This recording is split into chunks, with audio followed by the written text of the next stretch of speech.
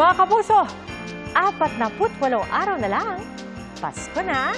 At kung medyo busy, huwag po kayo mag-alala dahil meron po isang Christmas pasyalan sa Marikina kung saan pwede namang pagsamahin ang pagsha-shopping, pagkain at paglalaro. At saksiron live, si Jamie Santos. Jamie! Pia, naghahanap ba kayo ng pasyalan ngayong Christmas season kasama inyong pamilya at barkada nang hindi lumalayo sa Metro Manila? Hindi na kailangan lumayo dahil dito sa Marikina may all-in-one pasyalan. Pwede nang simulan ang pamimili ng mga regalong pamasko sa bazaar na ito sa Marikina. Mula sa damit at mga laruan, meron dito sa abot kayang halaga. Pag malapit na yung Christmas, medyo marami ng tao. Ngayong time, medyo onti lang kasi. Yes, nag-unti-unti na para sa akin mga apong makikute at saka sa mga inaanak. Bukod sa pagki-Christmas shopping, maraming aktibidad pa ang pwedeng gawin dito sa Marikina Riverbanks. Kung ang hanap nyo ay thrill at adrenaline rush, iba't ibang rides ang pwede nyong subukan dito kasama inyong friends at family.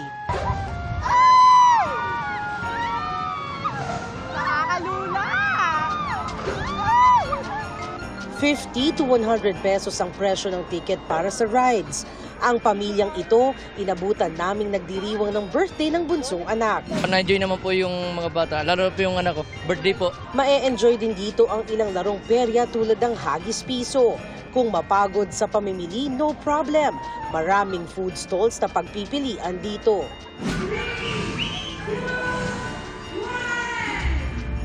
Bida naman ang higanteng Christmas string ito sa Bonifacio Global City. Hitik ito sa ilaw at ornaments gaya ng agaw-pansing white bear na ito. Sa paanan ng Christmas tree, may iglo na entrada pala papunta sa isang magical mirror room na IG-worthy para sa holiday photos. May Christmas tree na pwedeng sakyan para libutin ng high street. Tampok naman ang iba't ibang animated Christmas scenes sa kanilang fully integrated displays. Balik tayo dito sa Marikina at pwedeng simulan ang pamamasyal dito mula 4 p.m. hanggang 12 midnight, mula Lunes hanggang Sabado, pero pagdating ng Linggo hanggang alas 11 lamang sila ng gabi. At live mula rito sa Marikina para sa GMA Integrated News, ako si Jamie Santos, ang inyong saksi. Nagngangalit na apoy at makapal na maitim na usok ang bumalot sa bahagi ng Arizona Airport sa Amerika. Nagliyabang maliit na eroplano matapos itong bumulusok sa paliparan at tumama sa isang kotse. Dead on the spot ang 4 na sakay ng eroplano habang nasa ospital ang isa pa. Iniimbestigahan na ang insidente. Sa unang pagkakataon mula na maupo sa pwesto, hindi muna dadalo sa Asia-Pacific Economic Cooperation na APEC Summit si Pangulong Bongbong Marcos.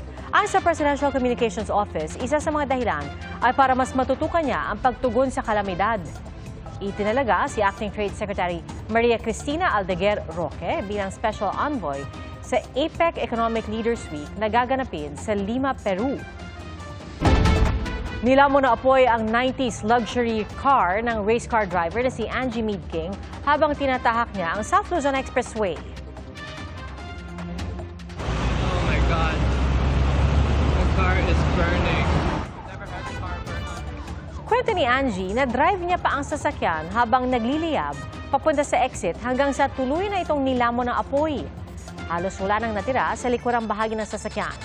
Sa isang IG post, nagpasalamat siya sa lahat ng nagpaabot ng paalala at tumulong. Dagdag ni Angie, maayos na rin ang kanyang kondisyon. Sa ngayon, hindi patukoy ang sanhi ng pagliyab ng luxury car na sumailalim sa modification.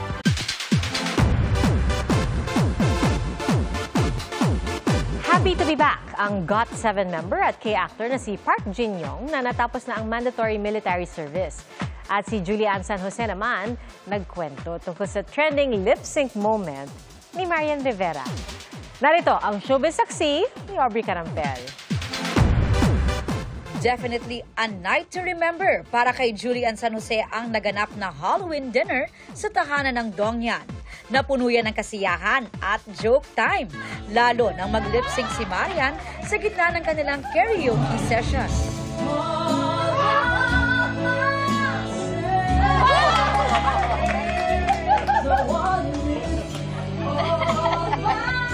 ko kasi hindi ko kasi namalaya na may gumagano na pala, naghahagis na ng mic si Ate Marian. Aniya, di lang sila sa dinner na busog, kundi pati sa katatawanan. Nagulat na lang ako siya, parang wow, nag-trend talaga si Ate yan. Lokohan lang talaga kasi yun. Kasi syempre karaoke lang yun. Very gracious and generous hosts daw ang Kapuso Royal couple. Hanggang sa magtapos ang gabi, thankful si Julian kina Marian at Dingdong, lalo na sa pieces of advice na nakuha niya mula sa kanila. Welcome home, Park Jin-young! Sa photos nakuha ng kanyang label na BH Entertainment, baka sa mukha at ngiti ng Korean singer and actor ang kanyang saya sa pagtatapos ng kanyang military enlistment. Reunited din sila ng kanyang GOT7 fam na sina Bam Bam at Yeogyung na sumunod sa kanya mula sa base. Hit pa ni Jin-young, naghahanda na sila sa upcoming album ng grupo. Para sa GMA Integrated News, Aubrey Carampel ang inyong saksi. Mga kapuso, salamat po sa inyong pagsaksi. Ako si Pia Arcangel para sa mas malaking misyon at sa mas malawak na paglilingkod sa bayan. Mula sa GMA Integrated News, ang News Authority ng Filipino. Hanggang bukas, sama-sama po tayong magiging saksi.